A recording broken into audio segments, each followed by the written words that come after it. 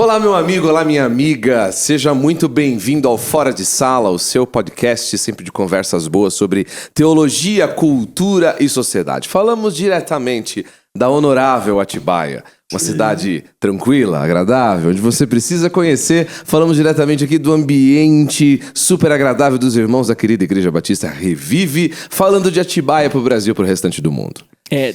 Revive Igreja Batista. Tá assim no nosso Instagram agora. Ah, obrigado. É bom você ter alterado, porque até há pouco tempo era assim, Honorável né? Revive. Honorável Revive. Queridos, é uma alegria ter você aqui com a gente mais uma vez, para que a gente possa ter uma conversa agradável. Lembrando a você que se você ainda não segue as nossas redes sociais, nós estamos no Instagram, nós estamos no Facebook, nós estamos no YouTube. No YouTube, por favor, se inscreva no nosso canal, ative as notificações para que você possa estar sempre aí atento a novas publicações que a gente faz no nosso canal. E ative o sininho. E ative o sininho, não é? Eu tenho a honra aqui de receber ele que sabe o sininho, ele que não é a Jingle Bell, mas é o nosso querido amigo Joel Neto. Cara, foi de propósito rimar Jingle Bell com o Joel? Você só percebeu agora? Poxa, agora que não vou deixar a minha ignorância tão evidente como diria alguém que todos nós conhecemos, mas não, foi graça do Senhor, né, Joel? Eu não faço ideia do que é o sininho. É que eu já vi muita gente falar e eu achei legal. Então, mas que legal, Du. Só não pede pra arrastar pra cima, porque passou essa agora. Essa é outra vaidade. Tá. Seja bem-vindo ao honorável Atibaia. É, honorável, isso aí. Lucas Sabatier. Sempre uma alegria estar com vocês. À minha direita, a nossa dupla dinâmica aqui hoje, a dupla mais instagramável das nossas redes sociais. Estavam quebrando um pau agora antes da gravação. O nosso tocador de flautas, o nosso quase... como que é aquele cara antigo que fazia? O trovador. O nosso trovador da teologia, Pedro Vercelino. É nóis. Ele toca a flauta, o cachorrinho dele fica desse. Ele tá treinando pra fazer com a Naja logo logo, basicamente, um Altamiro Carrilho. É isso aí. Eu ouvi que você tava ouvindo o Altamiro Carrilho no escritório hoje. Eu vi. Quem não gosta de um chorinho, melhor da música brasileira. Carrilho, você ouviu Tico no Fubá. Eu vi você ouvindo hoje. O nosso poço de cultura inútil, Felipe Santos. Sempre eu. E ele? E tá crescendo no Instagram, hein? Tá crescendo. Opa. Agora eu mando meme pra ele responde em um dia. Aí, ó. Antes era uma semana. Um dia útil. A internet, vocês têm que concordar comigo, a internet não está preparada pro Não Felipe tá, não Santos. tá. Ela cai. Ela cai.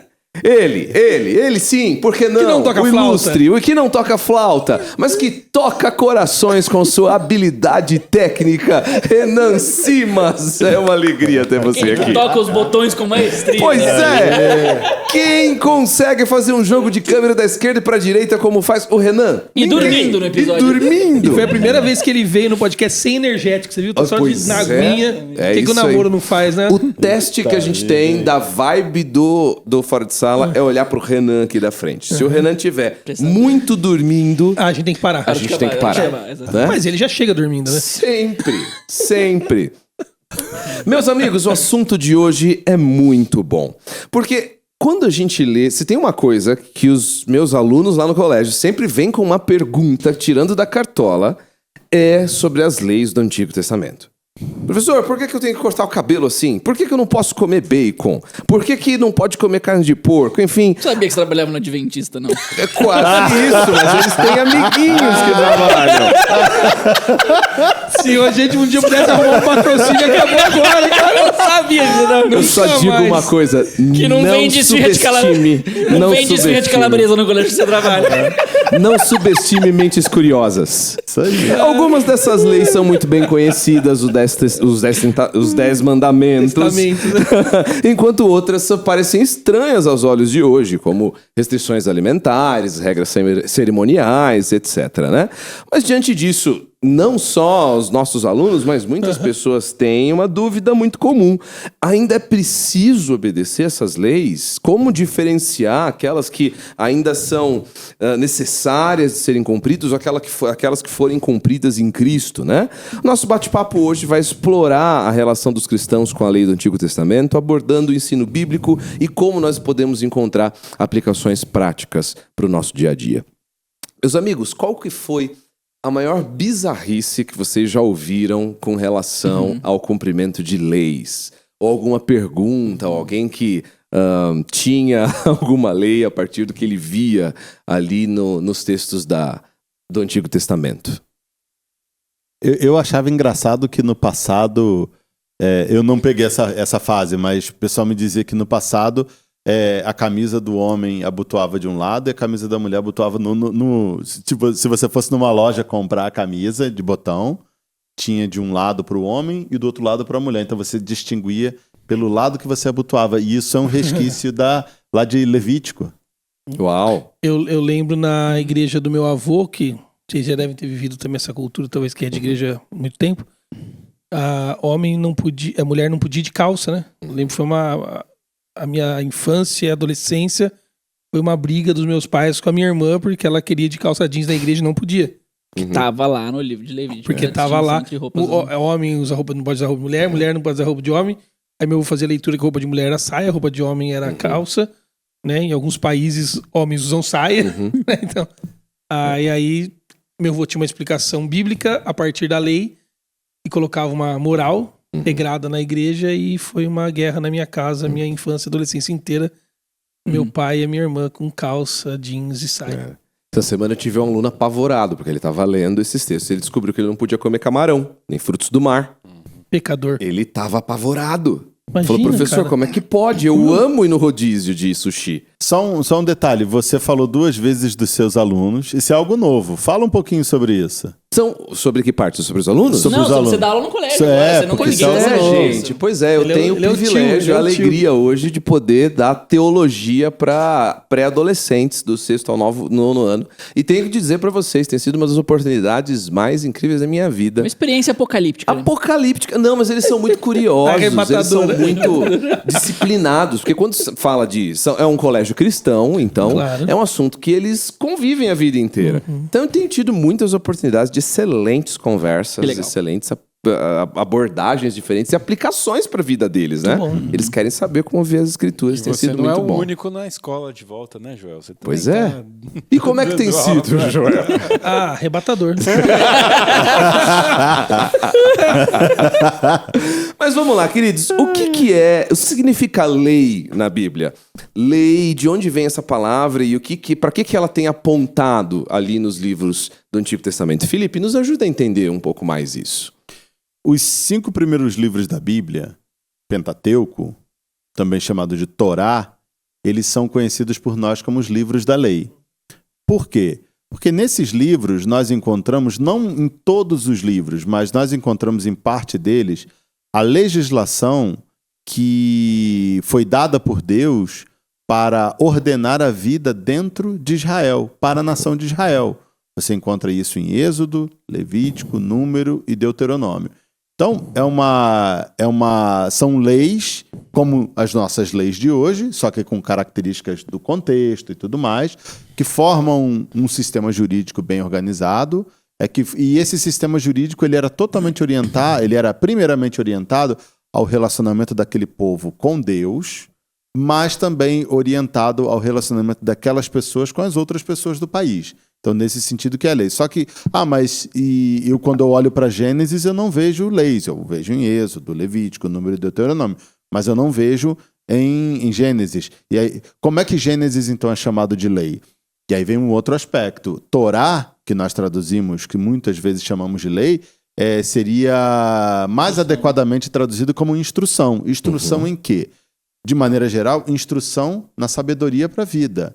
Instrução na revelação de Deus para formar a cosmovisão, a visão de mundo e a identidade do É o povo que a de gente chama Israel. de ordem criacional, né? Isso uma está ordem incluído criacional. lá. E Então, até porque ela é dada também ali com o povo saindo do Egito, né? exatamente. Então você tem regras que eram muito particulares para a vida de Israel dentro do próprio Israel.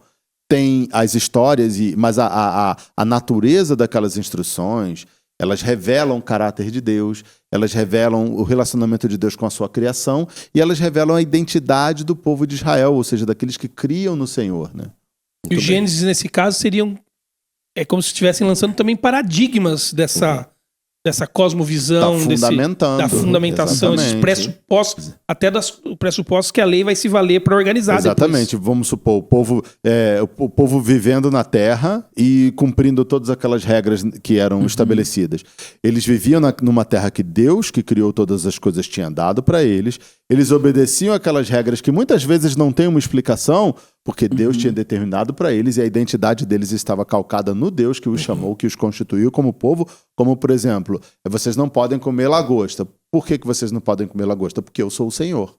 Essa é a explicação. Então, de alguma forma, Deus estabeleceu, dentro daquela dispensação, dentro daquele momento da história, daquele contexto de Israel, que não comer cretáceos era algo necessário para não ferir a santidade de Deus. É mais ou menos, simplesmente obedece. Era ainda obediência. que você não entenda. Era Exatamente. obediência. Para revelar a identidade, a obediência, a visão de mundo e tudo mais. Ô Pedro, para um povo que estava durante 400 anos no Egito, um povo sem liberdade, não só liberdade física como escravo, mas sem liberdade cultural, liberdade religiosa, sendo por 400 anos doutrinado dentro da mentalidade egípcia. A lei tem, então, diante desse fato, um caráter também de resgate do próprio Deus, Muito. do resgate do seu povo, não é?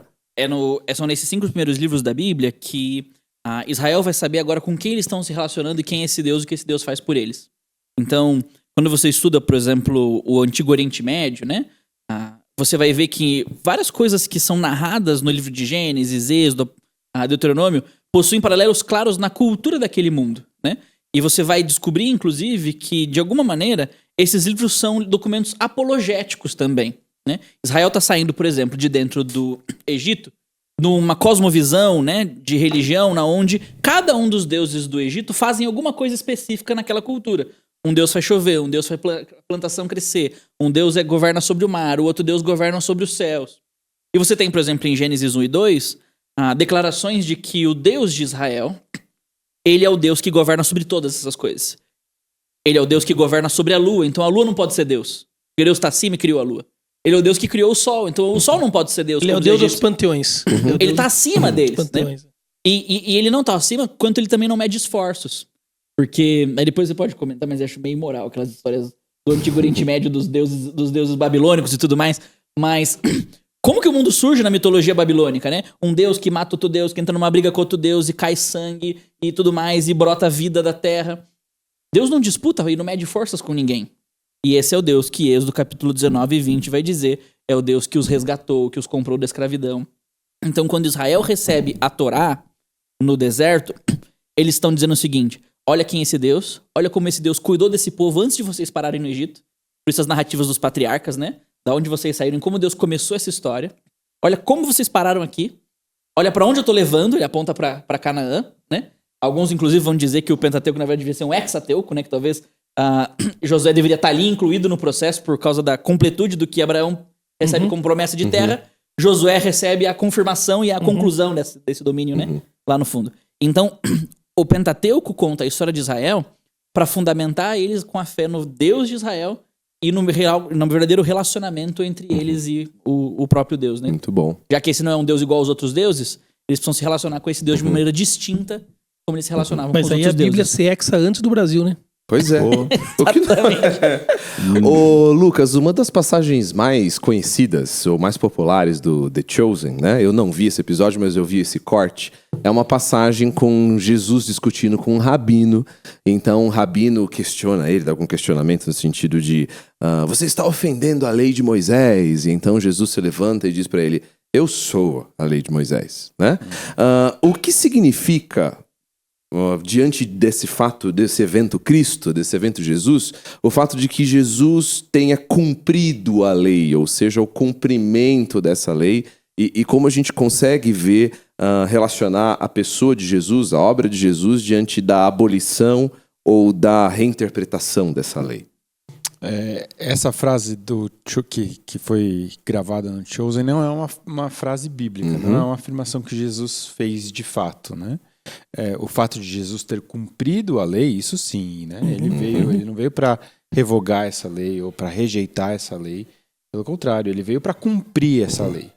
né? E o sentido da palavra cumprir aqui tem a ver com não simplesmente obedecer, mas de ser o referente daquilo para o qual a lei apontava. Né? A Cumprir lei, perfeitamente.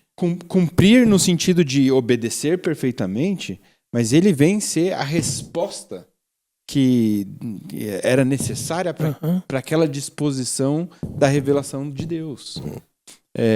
Então, nesse sentido, ele veio sim ser o cumprimento, o filho obediente, o Israel, que aquele Israel não conseguiria ser por si só. Né? Mas ele é também a revelação encarnada do Deus que inspira essa lei de tal forma que ela revela o seu caráter. Então, assim, quando Deus ordena algo, ele não ordena de maneira... Ele não legisla como nós, a partir de experimentos sociais, a partir de costumes. Deus legisla a partir do seu próprio caráter. Aquilo que ele ordena reflete quem ele é. Aquele que cumpre perfeitamente as exigências do caráter de Deus só pode ser o Deus. Só tem um que é bom. Foi a resposta que Jesus deu para o jovem rico. Né? Só tem um que é bom. E então a lei, de certa forma, apontava para aquele que haveria de ser o homem divino entre nós. Né? E ele fez isso, daí ele não fez isso apenas de maneira a se revelar, ele fez isso tomando o nosso lugar. A substituição salvadora de Jesus não tem a ver apenas com a cruz, mas tem a ver com toda a sua obediência, né? Toda a sua vida obediente, que nos é depois imputada por justiça.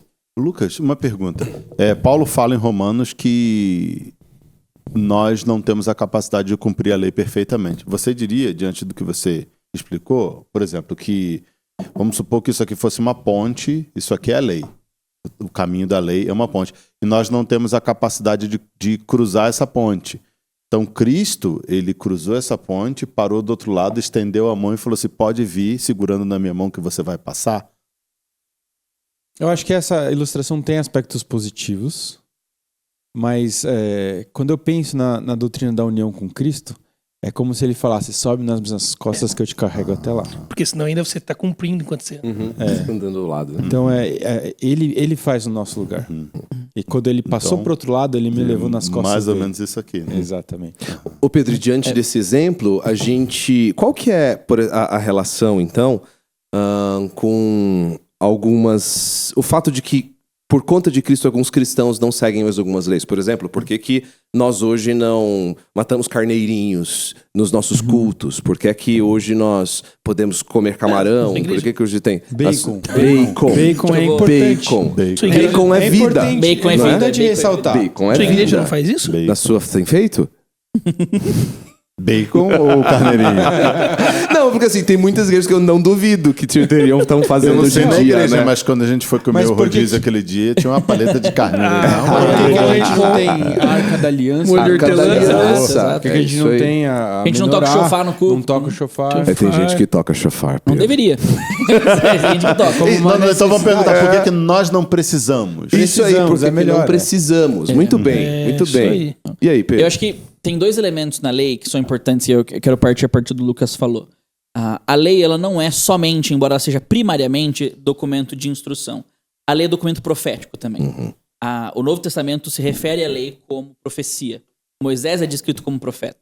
Então, aquilo que Moisés disse não é somente instrução, mas é revelação de Deus para direcionar o povo de volta para Deus e colocar o povo em relação com Deus. Por isso, se a lei também é profecia, a lei não somente deve ser obedecida, mas a lei tem que se cumprir num momento específico de que aquilo que foi dito vai acontecer. Então, Jesus, como cumprimento da lei, ele é a encarnação do ideal ético que a lei aponta. Ele é também o que assume o lugar do legislador que media uma nova aliança.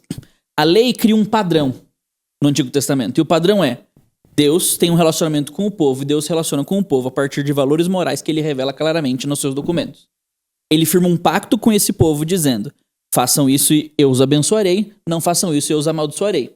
ele usa um homem para firmar esse pacto. Esse homem é Moisés. Quando nós chegamos em Mateus capítulo 5, a gente vê Jesus subindo no monte, depois de ter saído do deserto, atravessado um rio, e falando para as pessoas o que elas deveriam fazer, uma vez que elas ouviram algo no passado e agora Jesus tem algo para dizer para elas a respeito disso. Uma reedição. Jesus sobe no monte, ele assume o lugar de Moisés, só que agora ele é maior do que Moisés. Ele é o Moisés que Moisés não deu conta de ser. E ele traz a lei a um nível que nem a lei no Antigo Testamento foi. Ele leva a lei ao nível do Espírito. Internaliza. Ele internaliza a lei. Ele fala assim, não é somente sobre o que você faz, é sobre o que você deseja. Não é somente sobre como você toca, mas como você olha, né? Então, a lei também tem um aspecto que é o aspecto da mediação do relacionamento com Deus. E agora, Jesus, como cumprimento da lei, ele se torna o novo mediador que estabelece a nova aliança. Então, nesse quesito, porque Jesus é o novo mediador que estabelece a nova aliança, Romanos e Hebreus vai dizer, a antiga aliança, como maneira de se relacionar com Deus, ela caducou. Por que nós não tocamos mais chofar no culto, não acendemos a velhinha do menorá e não temos a arca da aliança na igreja? Porque essas eram maneiras que, no momento específico, Deus decidiu que Israel se relacionar com ele.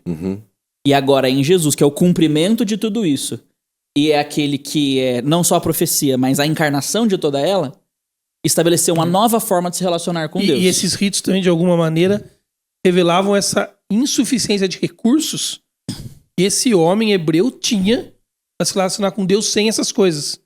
Tanto que Deus não só prescreveu o que deveria ser feito em obediência, quanto também Deus prescreveu o que você deveria fazer quando desobedecesse. Ele cria o sistema sacrificial, o sistema de expiação, purificação. Por isso, Pedro, e tudo perdão mais. de cortar, quando você resgata tudo isso num culto contemporâneo, você está, de alguma maneira, ignorando o poder de Jesus e todo o cumprimento que ele é. Joel, Sacrifício. o autor de Hebreus vai dizer que você esvazia Cristo do seu Esvazia poder. Cristo, isso. Quando você volta às práticas judaicas, e talvez Hebreus seja um dos livros mais anti-judaicos Lindo do Novo isso, cara. Testamento. O autor de Hebreus vai dizer o seguinte, vocês estão crucificando Cristo novamente. Só uma Então você observação, quer dizer- uma observação. Explica o que eu quero dizer com Fala anti-judaico. anti-judaico não quer dizer antijudeu ou antissemita. Isso. Antijudaico é que é contrário ao sistema do judaísmo dos dias de Jesus. Como caminho para. Exatamente. Né? O judaísmo dos dias de Jesus era uma expressão da religião dos judeus naquele tempo. Que não era nem aquela do Antigo Testamento, isso aí. totalmente. Era né? uma coisa bem... Era o chamado não- judaísmo do segundo E que tempo. não vai ser a do segundo século, quando Exatamente. surge o rabinismo. Então, de né? novo, antijudaico Não é não antissemita. quer dizer antissemita, antijudeu ou anti-Israel. Obrigado por não me deixar ser contrário cancelado, Felipe. a o sistema religioso judaico que vigorava no período do Isso. Segundo Templo. Ótimo, Felipe, obrigado. Então, de alguma maneira, vocês estão querendo dizer que se eu olho para o Antigo Testamento e tento viver por aquela lei, eu tô anulando Cristo? Como é que vocês veriam isso de maneira prática? Eu diria o seguinte, Edu. Nem tudo que é palavra de Deus pra mim, e o que acontece em Gênesis 1 até o que vai ao final de Apocalipse, é palavra de Deus pra mim. Nem tudo que é palavra de Deus pra mim é mandamento de Deus pra mim. Agora você dá aquela respirada, Felipe, explica. Ou seja, toda a escritura é revelação de Deus. E por isso ela me aponta pro próprio Deus, me direciona a ele, me mostra como me relacionar com ele, me ensina algo sobre ele. Mas nem tudo que Deus pediu de pessoas específicas em momentos específicos, Ele pede pra mim. Jesus, por exemplo, pediu pros discípulos lançarem a rede do outro lado. Jesus não pediu pra eu fazer isso. Da mesma forma como Jesus pediu que os israelitas se relacionassem com ele de um jeito específico, e ele fez um pacto de sangue com eles, Sim. pacto do qual eu não faço parte. Sim. Né? A mesma coisa, por exemplo, eu não estou obrigado à lei de um outro país que não é o país no qual eu moro, se eu não estou morando lá, porque eu faço parte de um outro contrato social, que é o contrato social do meu país, no qual eu tenho obrigações, deveres e sou punido e transações. A mesma coisa com Israel. Deus mandou você sair da sua tenda? Então, essa é uma boa pergunta. E até essas aberrações que você perguntou logo no início do podcast, Sim. como se fosse a questão dos levitas. Isso, Deus levitas, mandou, exatamente. pediu coisas pros levitas que ele não tá pedindo pro pessoal da música da igreja domingo. Exatamente. Por quê? Porque, nesse caso, existe um elemento étnico importante. Deus firma uma aliança com Israel. Israel é descendente dos patriarcas, que é descendente ali de Judá, José, Jacó, Isaac e Abraão, de quem Deus tirou da Babilônia e começou um povo para abençoar as nações. E Paulo vai dizer que nós fazemos parte desse povo, quando nós temos a fé que Abraão tem. Nós somos incluídos nesse povo. Nós fazemos parte da missão que esse povo tem. Mas os pactos que Deus fez com esse povo, Deus fez com esse povo e com mais nenhum outro povo. Especialmente o pacto mosaico. Embora, por exemplo, o pacto abraâmico, que é o fundacional para esse povo, ele seja abrangente para abençoar todo mundo. E nós desfrutemos dele. Mas o pacto que Deus fez com o Israel no Sinai não é o pacto dos gentios. Não é uma aliança para os gentios. Embora a nova aliança, que vai ser firmada com o povo de Israel, é uma aliança para abençoar o mundo todo. Isso também importa. Com quem Deus fez essas alianças? O que Deus pediu? Quem eram eles? Eu estou dentro ou eu estou fora deles? E aí eu até diria o seguinte. E aí eu não sei se você vai concordar comigo agora. Mas eu acho que o Israel do Novo Testamento, o povo de Deus no Novo Testamento, que é Israel em termos étnicos, eles também não são obrigados a cumprir mais essa lei do Antigo Testamento como maneira de se relacionar com o próprio Deus. Porque o que é verdade para o gentil é verdade para eles também. Embora eles vão ter mais apreço por ela, porque ela não é somente relacionamento com Deus, ela é a expressão da identidade étnica dele. Eu acho que eu concordo com você, mas só pra gente fazer aquela diferenciação. O judeu, hoje, o judeu hoje, que é o judeu que pratica o judaísmo, ele não acredita em Jesus como Messias. Então ele procura guardar a lei mosaica.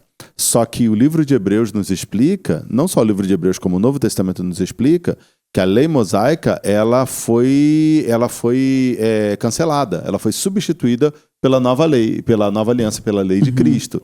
Então, o judeu que pratica o judaísmo hoje e que não crê em Cristo, ele está cumprindo uma série de normas e regras que não tem mais validade para ninguém.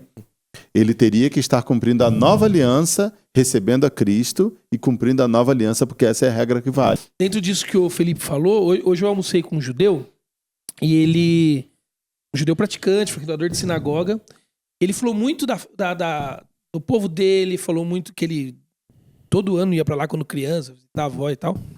E ele fala o tempo todo dessa expressão judaica que ele tem como cultura, muito forte.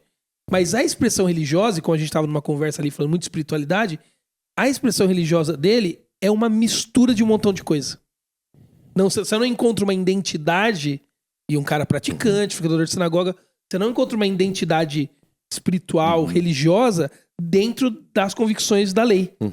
Você encontra nas convicções da lei uma baita identidade cultural.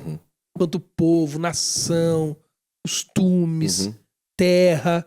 Mas de espiritualidade você não encontra. Interessante. Mas no final das contas, pode comer bacon, então? Então, isso é uma coisa que enquanto o Pedro falava eu fiquei pensando, né? Eu dei o exemplo dos levitas até, né? Eu acredito que um dos elementos de incoerência que a gente tem nessa pergunta que você fez inicialmente, a gente está discutindo, é que, via de regra, pessoas resgatam aspectos da lei e tentam praticá-los no mundo contemporâneo como caminho para algo, para salvação, mas resgatam só aquilo que interessa. Só aquilo que faz sentido pra você. Eu acho que incoerente. Eu acho que esse é o grande problema. A gente normalmente não tem uma maneira de ler a lei que leve em conta a teologia maior da Escritura, a grande história que Deus tem contado a partir dela, que nos dê uma matriz coerente para interpretar a lei de uma vez. Porque, por exemplo, no mesmo capítulo Levítico 18 e 19, que vai falar sobre a questão da homossexualidade, vai falar sobre a maneira como os tecidos são costurados e o tipo de roupa que você deve usar. E no mesmo capítulo vai dizer também que você não pode plantar 2 tipos de grãos na mesma plantação. E o mesmo capítulo começa e termina com declarações do tipo: porque assim diz o Senhor, eu sou o santo e eu requeiro santidade de vocês. Então, como eu lido com um aspecto e afirmo ele, como eu lido com outro aspecto?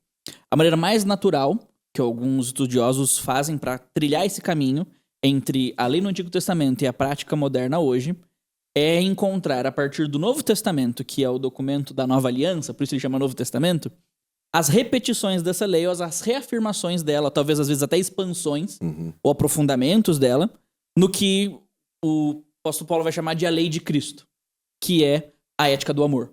Né? Eu tendo a enxergar a lei de Cristo como a ética do amor. E, nesse caso, as leis do Antigo Testamento, uma vez que Jesus disse que todas elas se resumem em amar a Deus e amar o próximo, elas ainda são úteis para nós quando eu consigo identificar nelas aspectos do amor a Deus e do amor ao próximo. Então, por exemplo, as leis cerimoniais, que nós chamaríamos de leis cerimoniais, os aspectos culticos da lei, elas revelavam a total dedicação de Israel a Deus. Elas revelavam a necessidade de ofertar a Deus com generosidade e abundância. Elas apontavam, por exemplo, da necessidade de dar o melhor que se tem para Deus e não o que se sobra para Deus. Essas leis, então, embora elas não sejam mais aplicáveis a nós, porque nós não estamos debaixo desse pacto, como a necessidade de levar o cordeiro, a pomba, porque Jesus é o cumprimento de tudo isso, já que ele cumpriu essa lei, eu olho para aquilo e vejo que aquilo é uma maneira de expressar meu amor a Deus. Então, embora eu não precise mais levar o cordeiro, quando eu entrego algo a Deus, eu preciso entregar o melhor. Porque o cordeiro não podia ser um cordeiro qualquer. Mas aí é tinha que ser um cordeiro perfeito. Mas isso é uma didática, né? O quê? É um aspecto didático, isso. Isso é o uso da lei como um documento de sabedoria hoje. Sim. Tá bom? Jesus disse... O cordeiro pode ser 1000 coisas. O cordeiro pode ser 1000 coisas. Jesus eu não tenho que levar mais um cordeiro em lugar nenhum. Jesus é o cordeiro. Isso. Esse é o aspecto profético da lei que foi cumprido em Jesus. Mas eu tenho que levar o meu dinheiro até Cristo e permitir que ele filtre como eu utilizo ele. Eu diria mais do que isso. Eu tenho que levar para Cristo o meu dinheiro com prioridade, como a primeira das coisas. Então, me deixa que ele filtre como eu uso. Sim. Como é minha primícia, entendeu? Sim. A primeira coisa que eu levo para Deus do meu dinheiro é a porção que eu quero agir com generosidade. Mas isso é Romanos 12, 1 e 2. Não. Não, quando ele fala... Sacrifício vivo. Apresentar o seu sacrifício vivo. Mas o sacrifício vivo é a própria vida, né? Em Romanos 12, 2. Ele tá dizendo, então, ofereçam-se a si mesmo no altar de Deus. Mas a vida no sentido de que ela ocupa todas essas dimensões do que eu entrego a Deus. Sim. Qualquer coisa que eu entrego a Deus... Sim. Então, a gente pode usar um outro exemplo. Por exemplo, em Deuteronômio 22, versículo 6, versículo 8, fala sobre a necessidade de construir casas com parapeitos. Por exemplo, né? E ali, é importante. Aí tem até um comentário de Moisés, né? Que vai dizer o seguinte: para que ninguém morra ao cair de lá. Aí. Não tem lugar, embora, não sei, eu não conheço muito de urbanismo, né? Mas não sei se tem uma lei de construção de casas que é obrigatório ter parapeito nas casas. Claro que tem, Pedro. Se você não tiver, não tira bits. Então, olha que interessante isso, então. Você lei tem de uma sabedoria. obrigatoriedade. Lei de sabedoria. Tem uma coisa importante ali no aspecto da lei, ele diz, para que ninguém morra. Quais são os dois aspectos que essa lei nos mostra? Quando eu olho para Jesus e Jesus resume tudo no amor, me mostra duas coisas. Construir uma casa que é perigosa para alguém morar é falta de amor ao próximo. É muito legal, cara. Construir uma casa que coloca em risco a vida é falta de amor a Deus que valoriza a vida. A vida é importante. Ótimo. Então, eu posso olhar para a lei e encontrar na lei instrução sobre arquitetura. Não, e o próprio mundo percebe isso, mesmo sem conhecer a lei. Exatamente. E aí eu emendo uma pergunta já caminhando pro final do episódio. Antes de você emendar as perguntas, depois, só voltando, Aham. talvez seria legal o Pedro, o próprio Felipe também, que estava falando sobre o Gênesis, como também uma parte do Pentateuco, né, com esses paradigmas. Você usou a questão da roupa e a questão de homem, quando ele tá com homem, a questão da sexualidade. Mas você tem também uma questão da diferenciação da ordem criacional. Você tem no Gênesis, dos paradigmas, elementos da ordem criacional sobre a sexualidade. Você não tem sobre a roupa. Exatamente. Então, isso também faz Essa é uma coisa distinção. importante de destacar. Tá. Por quê? Em Desculpa, em alguma medida, você vai ter um movimento, né? Você vai ter aquilo que é declarado em Gênesis sendo organizado no Êxodo. Isso é um paradigma. Então, por exemplo, você vai ter poligamia em Gênesis. Você vai ter a proibição dela em Êxodo. Você vai ter as 10 palavras lá em Êxodo 20, os 10 mandamentos. E você vai ter eles depois em Deuteronômio 5.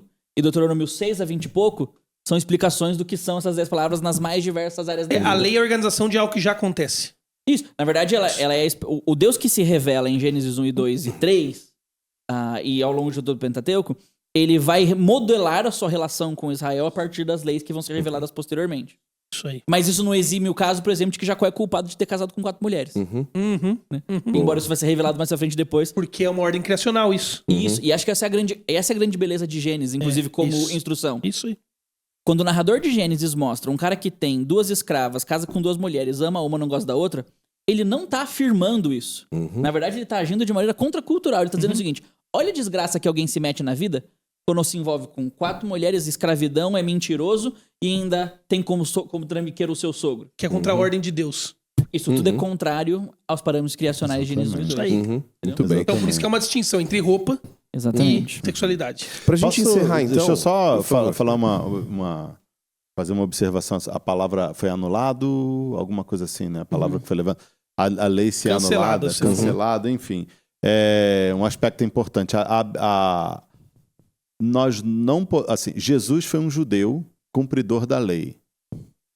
Só o fato de que Jesus foi um judeu cumpridor da lei me diz que se eu me oponho à lei, eu estou Excelente. sendo um tolo. Porque eu estou me voltando, ou seja, eu estou desprezando A sabedoria de Cristo. Isso, eu estou desprezando a sabedoria de Cristo.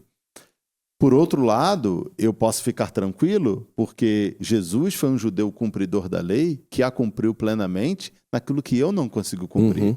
E porque eu estou em Cristo, ou seja, estar em Cristo não é ser um antinomista, a pessoa que é contrária à lei. Sim. Estar em Cristo, pelo contrário, é ser uma pessoa que reconhece o valor da lei como algo vindo de Deus. Recebeu a capacidade para cumpri-la. Exatamente. E que recebeu a capacidade para cumpri-la e que nunca se insurgirá contra aquilo que é certo, contra aquilo que é justo, contra aquilo que é de boa fama, contra aquilo que louva, que traz louvor a Deus. Excelente. Porque o cristão, ele pensa nessas coisas, ele ocupa os pensamentos com essas coisas, porque Cristo ocupou a vida em cumprir essas coisas. Mas que reconhece que se vem algo de bom de nós, não vem de nós. Exatamente, É dom de vem de Deus. Cristo. Aí, nesse sentido, aí vem um outro ponto. Tá, mas e daí? Mas em relação a essa questão de abolir, de anular, o Novo Testamento fala que Jesus, ele cumpriu a lei plenamente. O Novo Testamento fala que a nova aliança, qual foi a palavra? Ela revogou a lei, ela revogou a antiga aliança, por quê? Porque ela substituiu a Por uma antiga nova aliança. maneira de se relacionar Exatamente. com Deus. Todas, E com a lei. Que é a lei de porque Cristo. Que tem a lei agora- de Cristo. Exatamente. a Nós lei de- não estamos sem lei. Isso é Isso, importante não ressaltar. aboliu a lei. E a lei de Cristo E vários aspectos da antiga aliança estão presentes na nova. E Jesus a lei, afirma. E a lei da nova aliança, ela não se opõe à lei da antiga aliança, porque elas têm a mesma natureza. Algumas Algumas Jesus afirma Isso. diretamente, algumas Jesus transforma. Eu vos digo. Isso. Vocês E- ouviram, porém vos digo. Exatamente. E aí, nisso você Até vê a porque é o mesmo sabedoria. Deus, gente. Não, Sim, o próprio isso. sábado. Claro, O sábado não é somente um cumprimento. O sábado ele ganha outros contornos. Sim, claro. E Inclusive, nisso você vê a sabedoria de Jesus, a sabedoria de Jesus em relação à lei, em relação a nós, porque Jesus ele retrabalhou todos os aspectos da lei que a nós era impossível cumprir, porque nós não moramos na terra de Israel. Nós não temos um templo, nós não oferecemos sacrifícios, nós não temos a possibilidade de fazer nada disso. Então Jesus ele transforma todo o aspecto da lei que para nós seria impraticável. E ele mantém todos os aspectos da lei que a nós é possível praticar. Em tudo isso, ele nos diz que a lei revela o caráter do Pai dele, que é o nosso Criador. Né? muito E bom. aí eu diria até o seguinte: a gente não consegue, quando a gente olha pra Jesus, distinguir a lei entre algo que é cerimonial, civil ou moral, embora a gente consiga encontrar esses aspectos nela. Porque Jesus cumpre ela como um todo. Eu não consigo dizer assim, agora eu fico somente com aquilo que é moral, daquilo que... Porque Jesus cumpriu ela como um todo. E a nova aliança, quando diz que ela revoga a antiga aliança, ela não revoga um aspecto da antiga aliança. Porque Israel sempre leu os documentos legais dentro do Pentateuco, que eu diria assim, talvez um subgênero do Pentateuco. Né? O Pentateuco é a instrução, ele tem narrativas, mas ele tem documentos legais, ele tem genealogias, ele tem biografias, tudo. Os documentos legais, as seções legais do Pentateuco, eles funcionam como esse paradigma de sabedoria, mas eles não funcionam mais como o mediador do relacionamento do homem para com Deus. E da Jesus próxima é isso. vez, Eduardo, então da próxima vez que um ouvinte sentar para ler a Bíblia e começar lá em Gênesis, como é que ele deve passar por Êxodo, Levítico, É isso. Número, E essa é a Deuteronômio? pergunta pra gente encerrar. A gente tem 4 minutinhos aí pra terminar o episódio. Não Por vai que a gente terminar. precisa ler Levítico? Por que a gente precisa ler Deuteronômio? Por que a gente lê Números? Posso elencar 3 pontos? A gente lê Levítico, Número e Deuteronômios, porque cada um desses detalhes da lei, eles esclarecem para nós quem é o nosso Deus e o que ele valoriza. Esse é o primeiro elemento. Eu conheço mais a Deus quando eu vejo que Deus diz que ele entende que ser certo e errado, que pode e não pode, ou o que pôde e não podia mais, né? Segundo, a lei serve como um testemunho profético do próprio Cristo.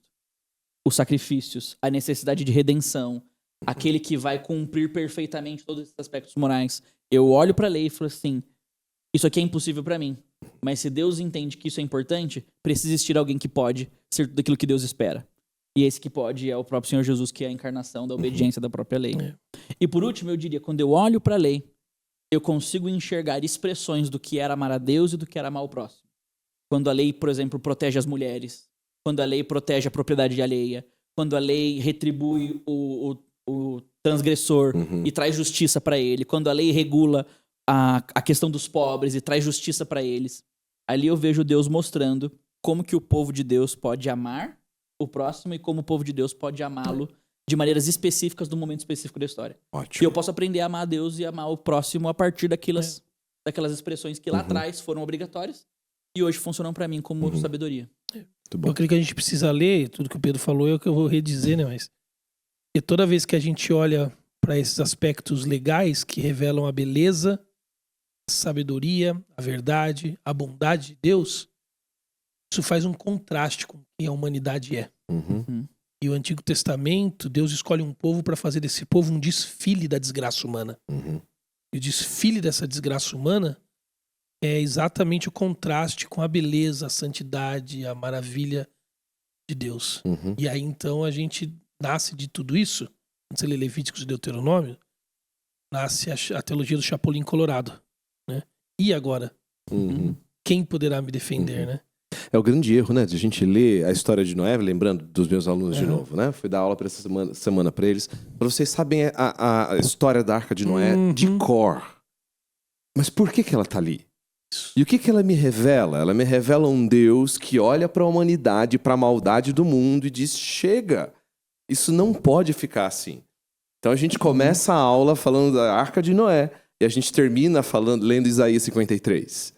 Lembrando de um Deus que pune a maldade do mundo em Cristo e que aponta para a nossa redenção. Mas nele. sabe que isso daí que eu fui na instância agora em... Minhas filhas estavam... Instância Palavra da Vida. Elas estavam equipando e aí eu fui lá, a Isabel foi dado para ela e aí a beleza dela foi congregar na nossa comunidade, a gente pregar o evangelho assim, né? Deram para ela ensinar para as criancinhas sobre Noé.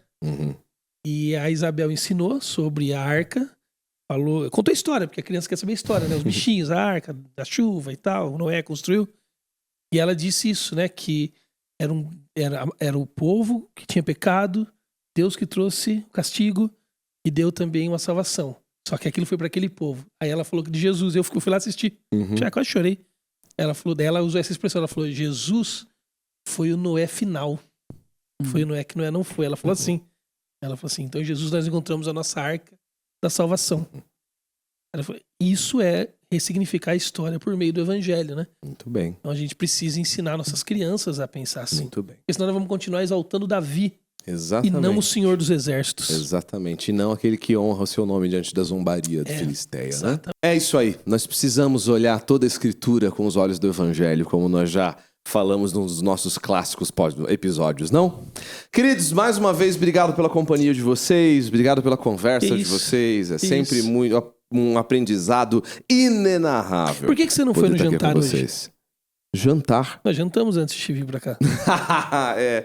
Trabalho. Não te convidaram? Ossos do ofício. Foi o Bert? Trânsito. Eu posso ligar pra ele. Trânsito, Bert. É isso aí. Achei que não tinha te convidado. Se chama um negócio que não tem em igreja, chamado problema. Tá. Quase não tem. Hoje eu fora de sala pagou. Pô, é mesmo? Nada, mentira.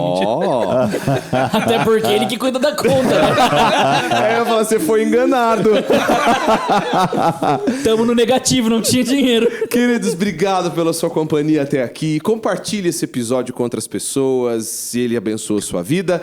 E a gente se vê na semana que vem. Um forte abraço pra você. Compartilhe esse episódio contra as pessoas. Jogue neles esse episódio. Ataque eles com esse episódio. Alguns precisam desse episódio. Um abraço.